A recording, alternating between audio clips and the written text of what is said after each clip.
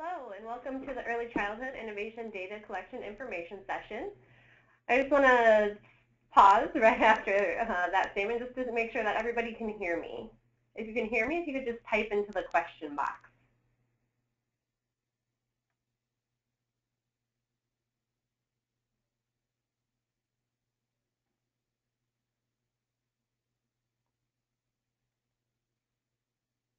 Great. It sounds like everyone can hear me. I'm just going to wait just a few more seconds, see if we have anyone else logging on, and then we'll go ahead and get started.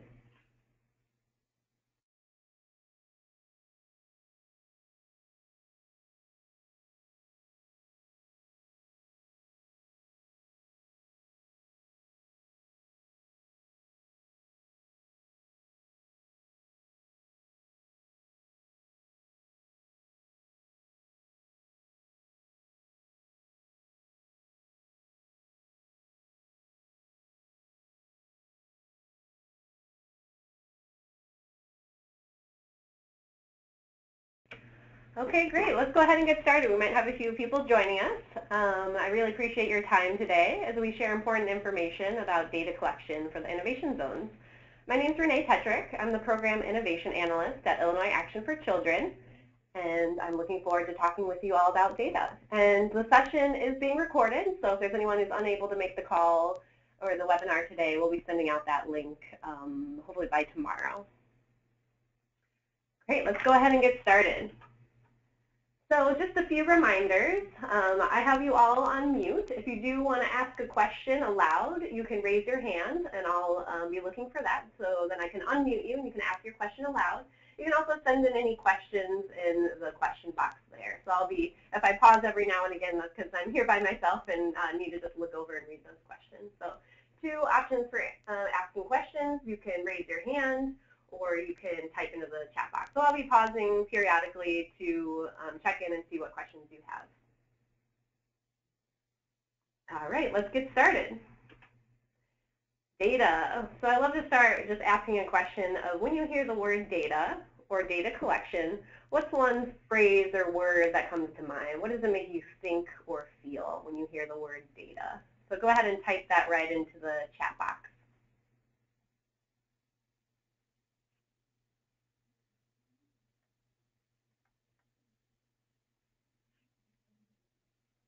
Great. Someone said evidence, the truth.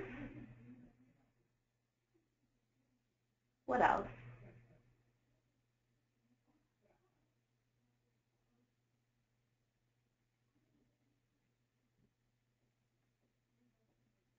Proof. Great. Any other thoughts or feelings that come to mind when you hear the word data?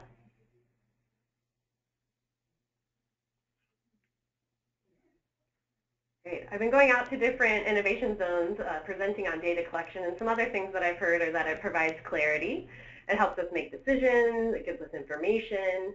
I've also heard things such as it's anxiety producing, or it's confusing, or it's overwhelming. And so my goal here today is that we all leave feeling good about data and good about data collection, and that we relieve any sort of feeling of anxiety that we might feel around data, and that hopefully we can make data fun and easy going forward.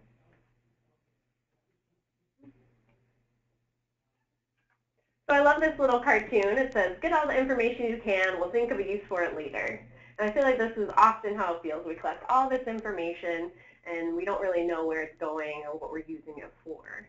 And that can feel frustrating, right? So we want to tell you that there is a plan and there is a purpose for that data. And Teresa Hawley often says, decisions without data are just feelings. Decisions without data are just feelings. And I think that's very true. And we want to use that data to help us to make good decisions for our innovation zone and for the children and families that we're working with. And I also want to relieve any sort of pressure and anxiety for programs for innovation zones and let you know that the data that we collect is aggregated. So it's pulled together, and it's not used for any sort of vanity metrics or any sort of judgment. It's really just to learn and to grow and to understand. And the data that we collect really helps us to tell a story about what's happening in innovation zones. And the data that we're collecting through the forms that we're going to review today is just one piece of the puzzle, right, in telling your story. There's going to be other opportunities to share that story and the success of the Greater St. Louis Innovation Zone. So the forms, like I said, are one piece. They'll tell us one bit, but we'll also be collecting other things. There'll be opportunities throughout the life of the grant for surveys, for interviews, hopefully focus groups, that we can combine both qualitative and quantitative methods of data collection. So that being the numbers that we'll collect through the forms, but also the stories and the rich anecdotes through other methods. It really helps us, this data really helps us to learn, it helps us to make decisions, and it helps us to grow and to improve. So as a part of our data session today, we're going to talk about the goals of innovation zones and the measurement plans. We're also going to talk about our different roles and responsibilities with data collection, and we'll also review the data collection forms, the process, and we'll review the timeline. And feel free to ask questions throughout, and I'll be pausing periodically to give you time and space for that as well. All right. So let's take a look at how we're going to measure our successes in the innovation zones. So as you know, there are two major goals of the innovation zones. One's to increase enrollment of priority population children in high-quality early learning and development programs. The other is to increase the number of programs in the ExceleRate Illinois program quality process. So one goal is around enrollment, another around quality. So that's really what all the innovation zones are focusing on, these two main goals. So why are we measuring? First, it's to understand local level strategies to increase enrollment and to increase quality. So we have 11 innovation zones that are a part of this initiative. We really want to understand how they're all unique and different and how their strategies are working within their own community. So you have communities that are working on pop-up preschools, outreach programs, parent engagement strategies, coordinated intake, coordinated referral. There's tons of exciting, innovative approaches to increasing enrollment and increasing quality. So we really want to understand those local level strategies. And then we want to help the state learn. We want to help them learn how to shift policies, how to improve practice, how to improve our early childhood system. So innovation zones serve as these great laboratories. We are experimenting and we're being innovative. And because of that, the state wants to know all the exciting things that we're learning. They want to know about our success. They want to know about barriers. They want to know about the challenges we're facing. So we, in our innovation zones, serve as really great feedback loops to the state. So that's another reason that we're measuring and that we're collecting data. And the third is for action learning. So in the innovation zone, we design strategies and then we test them and we collect data and we learn from them and we refine our approach, we refine our strategy, and we implement even better the next time around, and we improve our systems even more through our action learning process. So data gives us really great information to learn and to grow in the innovation zone. So we love to use this phrase in innovation zones that all roads lead to outcomes, and that's outcomes for children and families, for high-needs children and families. So how are we going to measure outcomes? Here's one way to look at measurable outcomes. So we look at an innovation zone, so pick any innovation zone, innovation zone ABC, and that innovation zone might be targeting a particular priority population. Let's say they look at maps, they look at data in their community, and they see really high concentration of children and families experiencing poverty and deep poverty. So they would develop a hypothesis about why that's happening, what the root cause of that problem is in terms of why children and families aren't connecting to early learning programs. And they develop a strategy based on that root cause. And that innovation zone, maybe they decide, based on the problems that they're seeing and the reasons why families are connecting, that there's an opportunity to build a pipeline or an outreach strategy to help reduce those barriers. And by doing so, we want to see how that strategy is helping more and more families in poverty and deep poverty enroll in high-quality programs. So again, those priority populations are children experiencing homelessness, teen parents, children in the child welfare system, children with developmental delays or disabilities, children experiencing poverty or deep poverty, and those that are linguistically isolated. So these priority populations will be reflected on the forms that we'll see in just a minute. Another thing that Teresa Hawley often says is that it's important for us to share data together as a community. So we're working together as a community to identify, recruit, and enroll very high-need children.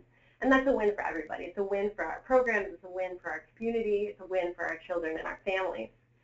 And if our community systems are working well, then all of our schools and our center-based programs, all of us working together will share that data so that we can understand who's enrolled, who's not connecting, how can we improve our systems, how can we improve and fill our capacity better to serve more high-needs children and families.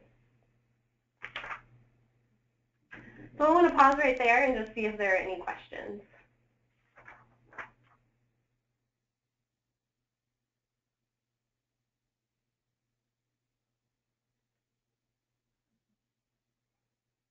Well, feel free to jot those down or type into the question box if you do have a question, or raise your hand. And I'm just going to move us forward. So how are we going to collect local level data? So let's take a look at just this general timeline first. So we're going to collect data 3 more times through the life of the grant. So our Innovation Zone grant ends in December 2016. We're going to collect data 3 times, which is great. I can count that on one hand, so that means that's not too much, not too bad. 3 times. So we're going to collect this fall. We're going to collect again next spring, and again the following fall. We're also going to be collecting a point in time. So that means we're going to take a snapshot of your enrollment on a given date. So for this fall, that date is October 15th. The reason for that date is because the Illinois State Board of Education uses this date to capture their enrollment numbers.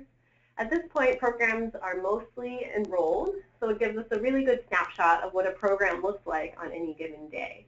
So that's the reason for that point in time snapshot of October 15th. So we're going to collect data looking at that date. And again, we'll look at data again in the spring and again in the fall. All right, so we each have different roles and responsibilities with data collection. So participating early childhood education programs that are a part of the Innovation Zone, that work closely with the Innovation Zone, we're asking that they attend a data collection information session. So that's today, so that's this webinar. So you can check that off your list. And if you're listening to the recording, you can check that off your list. And then we're also asking that you review those forms that we're going to take a look at today and complete those and submit those data collection forms. So your Innovation Zone leaders and coordinators also have a role. So Janice and Patsy are working closely with you. They'll be sharing forms with you. They've helped set up this session today. They're also available to support and provide technical assistance or answer questions. And then they'll be collecting that data from you and turning that into Illinois Action for Children. We're also here to help at Illinois Action for Children. We are available to meet with the Innovation Zone. We are available for additional training. We'll help to provide tools to make things easier. We're available for technical assistance and for any questions that you have along the way. We are here to help you. And then we'll collect that information from Innovation Zones. We'll review the data, we'll analyze it, and we'll report that back to you and back to the state. Let's pause right there. Any questions about the timeline or about roles and responsibilities with data collection?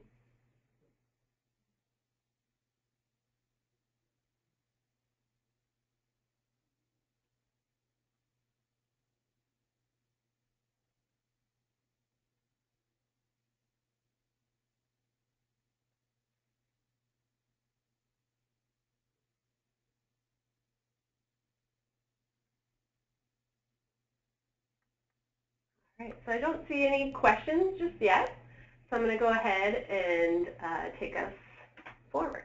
So let's take a look at our enrollment forms that we have. So I want to start with the first form because this is an optional form. This is not mandatory. It's just included as a tool for you. So this is a sample intake form that you can use with your Innovation Zone, with your program. So let's say that you don't have a way to collect the information that's on our data collection forms. This is a way that you could collect that form at intake. I also put the sample intake form next to the preschool expansion weighted eligibility form so you can see how similar they are. We're really trying to align our systems So here again is a way to capture the data that we're requesting on the form if you're not already collecting it through your own intake or enrollment form. Here is another form that can help you get the data that's on the form. So again, this isn't mandatory, but it's for if a program is trying to find a way to collect this information from their families. This is one way to do it, through a questionnaire. So I want to thank Janice for helping put this together. She gave a lot of great input and feedback on how to make this form really friendly for our families. And we welcome any additional feedback that you have. But you'll see that there's spots to put in information about the child, their family, how they heard about the program. There's also information that again, mirrors all the priority population definitions. I'm just going to go slowly through this so you can take a look at some of the questions. So it asks about living situation, about teen parents, about income, about child welfare involvement, special education involvement, and then about language isolation. So this is a form that you could give to a family. They could fill it out themselves and return it back to you, and then you could transfer this information onto the data form. So this is our family questionnaire. This is, again, an added way that you can get the data that's needed for the form, and something that you can then keep in your own program files for future use.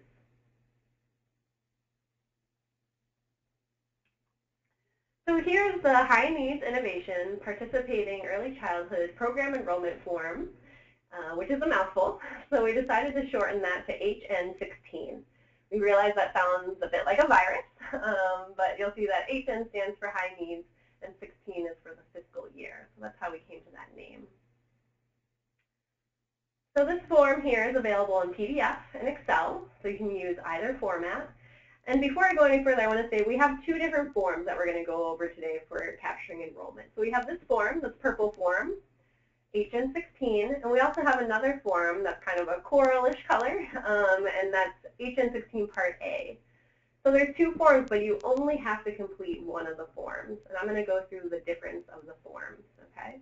But just to say up front, you can pick between either form and either format too, either a PDF or an Excel of either form. All right, so let's take a look at this form first, the HN16. So this form goes to each participating early childhood program that's working within the innovation zone. The purpose of this form is to collect total enrollment and priority population enrollment, and there's also a section for referral sources. So this form will be submitted back to your innovation zone, so back to Janice and Patsy. It's going to be due to your program. I talked to Janice about this on November 9th. You're going to submit it to them on November 9th, and then they submit it to us at Illinois Action for Children after they review those forms. So here's the instruction sheet for that form, and we'll walk through the form using these instructions.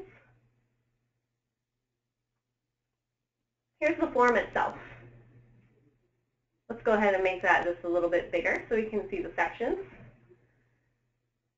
So you'll see at the top there's a spot for basic information, so just the program name, who completed the form, contact information. There's a spot for program type. On your form, there's also a spot for program capacity. And then you'll see the different sections of the form here. So I just wanted to pull back to the cover sheet of the form. On the reverse side of the cover sheet, there's definitions of what we mean by those headings. So you see all these headings at the top? We wanted to be very clear about what was meant by those headings. So here are the definitions. These are taken from the census and also from ICAM, so we wanted to use research-based definitions here. And we tried to make them as clear as possible. And again, Janice gave us some great feedback on how to make these more clear.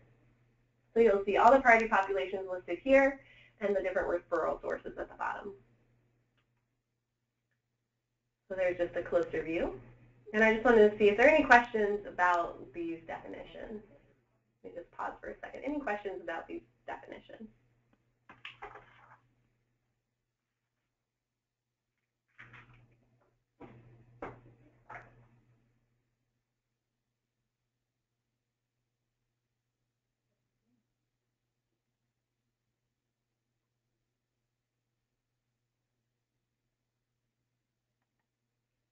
Feel free to jot those down or type in if you have any questions as we go through. Great. So here is a section of the form. So you'll see in Table A, that's where you would put participant information. So we're looking at children 0 to 5 on the enrollment date of October 15th. So to the far left, you put in a child ID number. We're asking for child ID number because we don't want sensitive child information. So if your program already uses ID numbers, you can simply insert that ID number into the field there. If you don't use ID numbers, you could just simply assign your own numbering system or coding system for that child. So again, that's because we want to keep their information sensitive and confidential. Then you put in the child's zip code, where they live, where they're coming from. If you don't have zip codes, that's okay. We'd love to see zip codes if we're able to. Then you'll see in Table B, there's a section for each priority population. So they're listed there, and again, those definitions are on that cover sheet. You would mark a 1 for each priority population that that child is a part of. Okay? So a child might fall into multiple categories. It's possible that a child might be experiencing homelessness, and they might also be experiencing poverty. So you'd mark a 1 in each of those columns. And if for some reason you don't know what population that child is coming from, you just mark none or don't know here by placing a 1. And then in Table C, this purple section, this is for referral sources. This is to learn how your family heard about the program. And this is interesting. This is an interesting section for the Innovation Zone, just to see how children or families are coming to the program. Want to know what are the strategies that are working for families to learn about this program. Is it through screening? Is it through a marketing campaign? Or other. So there's a spot here, other, to write in another way that they heard about the program.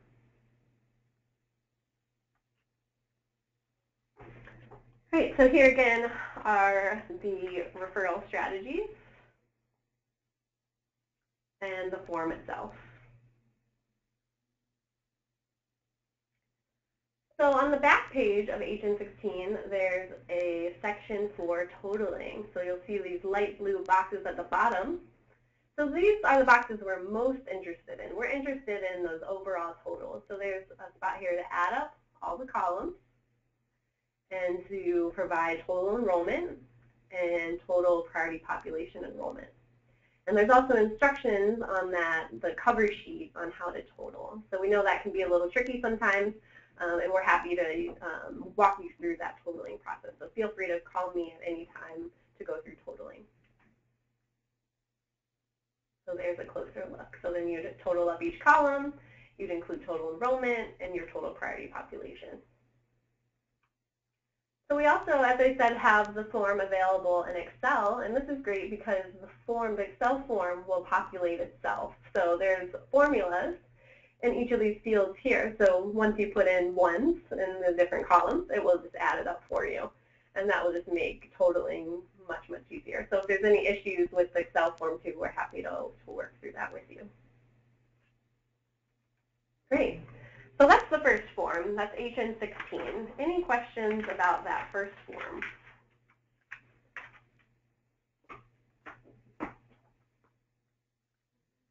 And that first form, HN16, is really for a program that might not have a data reporting system, their own online data system that can easily generate reports. So that HN16 form allows the program to enter individual child IDs, corresponding data, to then total the information. So as I said, we're interested in those blue boxes, those totals. We understand that some programs have their own data reporting system, that they enter in data and they can easily generate reports. So that's why we made this second form, HN16 Part A. So again, it's collecting the same information, but we really see this form as a program totaling or a program summary. So HN16 Part A, this Coral form. So let's take a look at how they're different. Here's the form itself. So again, that's available in PDF and Excel. So this is just a one-page form, a little bit simpler. The instructions at the top are the same, so the same due date of November 9th. You'll turn it into your Innovation Zone coordinator. You see those details on the hard copy of the forms themselves. Instructions are basically the same. There's slight differences on the totaling. There's also on the back of the cover sheet the definitions again for your use. This is a handy sheet to have. And then the top part of the form is the same as the other form. So again, basic information, program type, and then an added question on program capacity. All right, so here is the form. So here in the pinkish boxes over here, you'll insert the zip codes of the enrolled children. If for some reason you don't have zip codes or you're not able to report by zip codes, that's no problem. We don't want that to be a barrier for a program submitting that data. So if you have zip codes, that's great. We'd love to see zip codes. That's really helpful information to see. If not, then just include what you have. So you list those zip codes of the enrolled children right here. And then you total enrollment by zip code. So you give total enrollment here. And then again, the same categories here in green. So rather than putting ones, like you did in another form, you put totals. You put totals by zip code as you were able.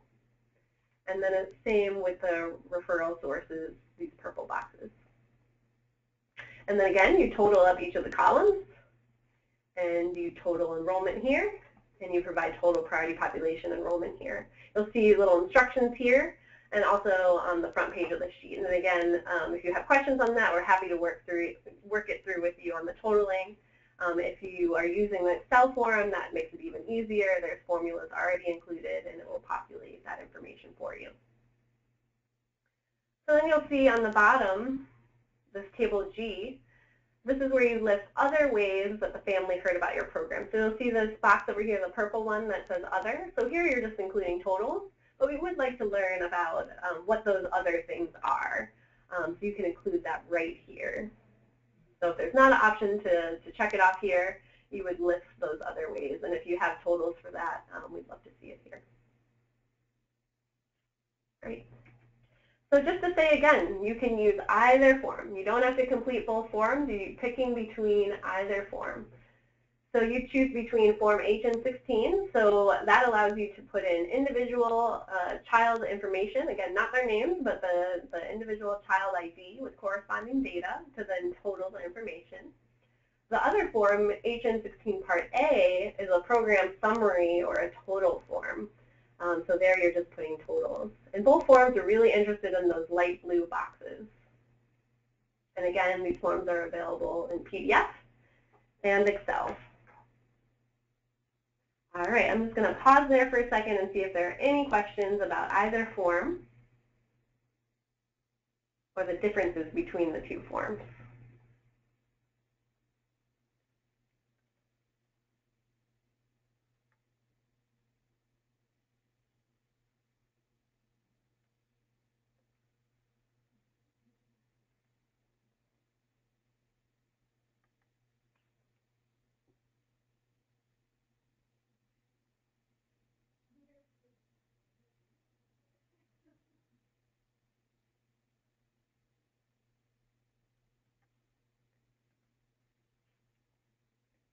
Okay, looks like everyone's good. Do feel free to jot those down, though, and type those in as they come.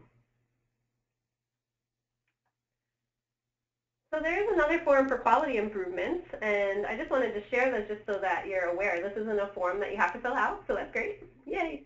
But I did want to show you what this form looks like. So Greater East St. Louis is also the innovation zone there is working on quality improvement, which is fantastic. So a lot of great strategies. And we want to learn more about the successes of those strategies around quality improvement. So Janice and Patsy are filling out this form on your behalf. So they might be in touch with you just to make sure they know where you are in the quality process. If you're on the same quality target as you were last spring, that's great, no problem at all. We're just looking for an update here on where you are in the quality process. So this is the ExceleRate Program Quality Form. We're calling this Q16, Q for quality, 16 for the fiscal year. So I want to thank Janice and Patsy for filling that out for each of the programs there in the innovation zone.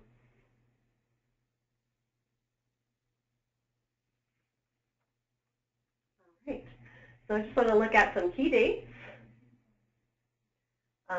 for priority population enrollment. Again, you're picking between either form, HN16 or HN16 Part A. This goes to all participating early childhood programs in the Innovation Zone. You're collecting enrollment on October 15th, so on that date, on that snapshot, and then that will be submitted to your Innovation Zone, to Janice and Patsy, on November 9th. November 9th. So you have about a month from that enrollment date to submit the data. And then that gives time for Janice and Patsy to look over your data, follow up with you if there's any needs, and then submit it to us here at Illinois Action for Children. All right, you might be wondering where to submit the data. So there's a few options for submitting data. You can email that to the email addresses on the screen. You can also mail or drop off the forms to Janice on the address there on the screen. And you can also fax it. There's a third option there, actually. Great, and those options are also on the form itself, on the cover sheet of the form. And Janice will be sending you some regular reminders on when to send it and where to send it. All right, for questions on the form, we have a handy frequently asked questions document. So over the last year of data collection, we've gotten some really, really great questions about data collection. And so we've compiled all these together in a really handy frequently asked questions document. So Janice and Patsy will be sending that out to you after the webinar. And you can also contact me. So there's my number there. You can put me on speed dial. I'm around for questions whenever needed. Or you can contact Janice or Patsy at the number there on the screen.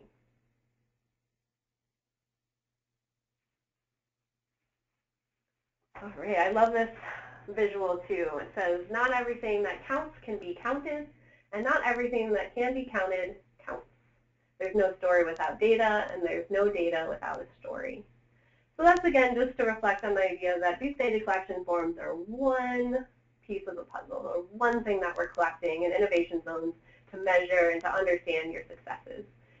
And we look forward to collecting more information and hearing from you through surveys, through conversations, through interviews about the success of the Greater East St. Louis Innovation Zone. So I know there's a lot to share, and there's a lot of different ways that we'll be gathering that information. And just want to say that these forms are just one piece of that data collection puzzle. All right, so data going forward. So as we talked about, we'll be collecting data 3 times through the end of the Innovation Zone grant. So that's this fall, next spring, and again the following fall. So we just wanted to share some ideas for how you might collect this data going forward. So programs might choose to collect information at the time of intake or enrollment. So you could use that sample intake form. You might use your own intake form to collect the same information that's on the data form, on that HN16 form or HN16 Part A form. You might also use your own enrollment form or own intake form and just add a question or two. And we're happy to take a look at those forms and give any sort of suggestions or ideas on how you might just add a field or two, a question or two to your own form. You might also use that HN16 form and add new enrolled children. So as new children become a part of your program, you could simply add another row for that child, include their information, and then when it comes to the next point in time date, you could just cross off that child if they're no longer enrolled from the program. So a few different ideas. We're open to your ideas too on how to collect data going forward. We just want you to collect it in the way that works best for you, for your program. All right, I just want to pause and see, what do you need to be successful in collecting data? What will support you in data collection?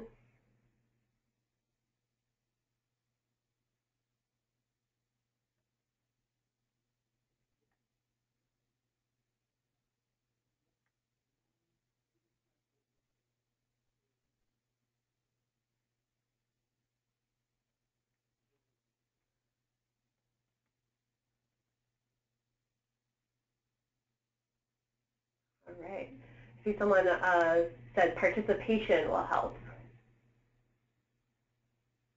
And feel free, if you want to expand on that any further, feel free to type into the box, or I can unmute you too if you wanted to add any comments.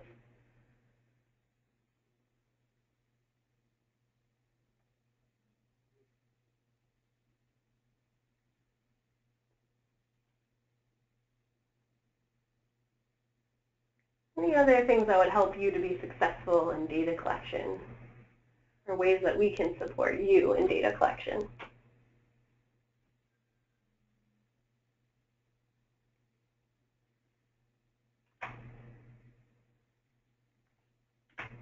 Well, I do want to offer a menu of supports. That being hosting a data collection information session. So that's this here today. Also providing forms and tools. I'm also available at any point to answer questions throughout the process. I'll be working closely with Janice to be sending out regular reminders. We know that those triggers, those reminders really help. And there's also an option to review your intake forms and help translate what's on your intake form to that data collection form. There's also an option to come out to your program and help transfer that data, if that would be useful. So there are many different options, and we're open to your feedback too on how to make this process easier for you and for your program. Oh, and I see a follow-up comment about ways that could help with data collection, and that's parents' participation. Oh, great. So it sounds like parents' participation and perhaps filling out that family questionnaire or an intake form. Yeah, that's great. I wonder if anybody has thoughts on how to help encourage parent participation.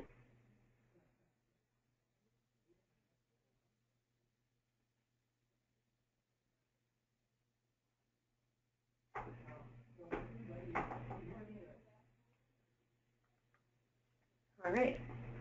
So do let me know if you have other ideas or other ways that we can support you in data collection. Oh, that's great. So there's a follow-up comment. So parent participation was mentioned as something that would be helpful in being successful in data collection. And one comment was perhaps by having face-to-face conversations with parents. So it sounds like maybe by building that relationship with parents and perhaps talking to them about the reasons for this data collection or what the information is used to do would be helpful.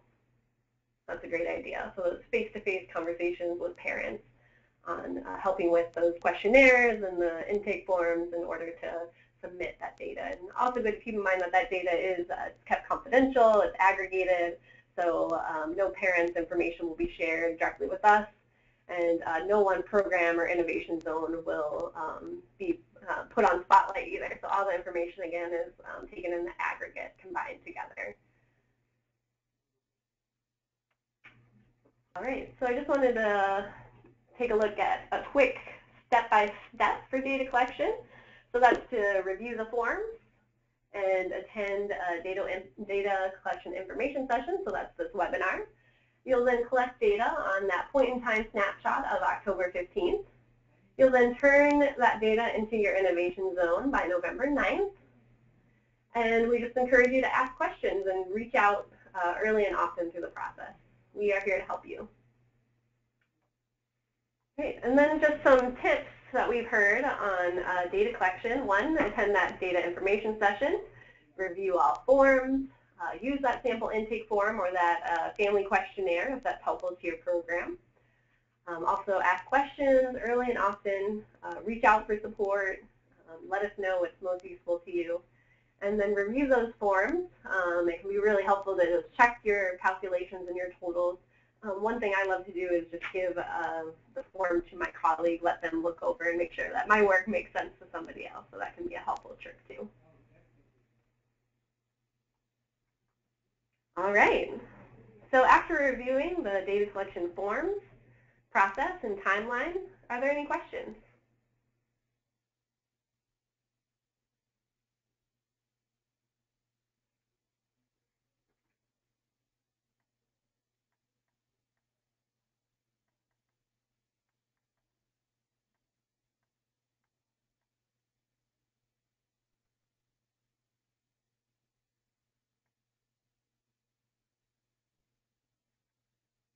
I have just a comment from Janice. Janice, do you want me to unmute you and you can share aloud?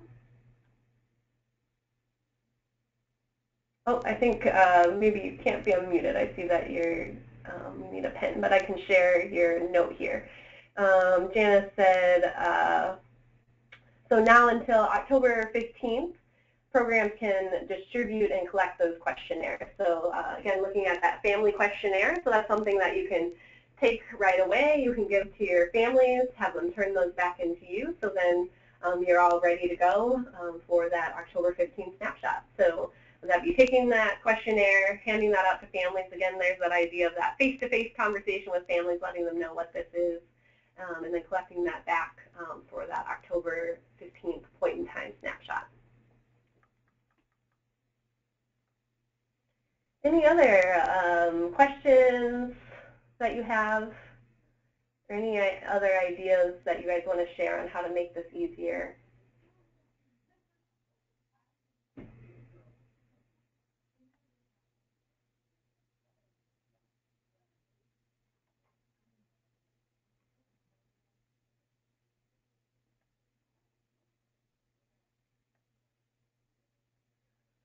I also have another note from Janice. This is great. There's an intern, Sarah, that's working with the Innovation Zone that can help on Tuesdays and Thursdays from 10 a.m. to 2. So that's Tuesdays and Thursdays from 10 a.m. to 2 p.m. Sarah, who's an intern, can help with data collection. That's really great. Her extension is 331, extension 331. So the full phone number is 800-467-9200. Again, that's 800-467-9200, and she's at extension 331, extension 331, on Tuesdays and Thursdays from 10 a.m. to 2 p.m. That's great. That will be really helpful.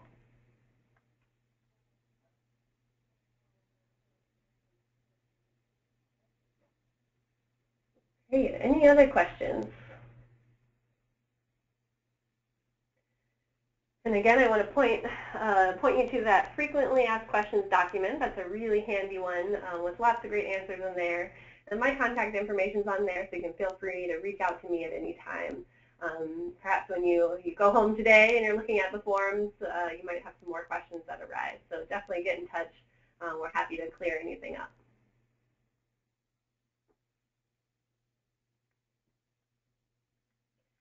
And then just one more last note, we can provide copies of any of the forms for you. So if you'd like hard copies of the sample intake form or the family questionnaire, or color copies of the HN16 or HN16 Part A form, we can get those copies to you. So just email, you can email that to Janice or to Sarah, and you just let them know which forms you'd like and the quantity of the forms. So again, we can do copies of those forms for you. Any of the forms that you would like, just let us know which forms and how many you'd like. And you can email that to Janice or to Sarah.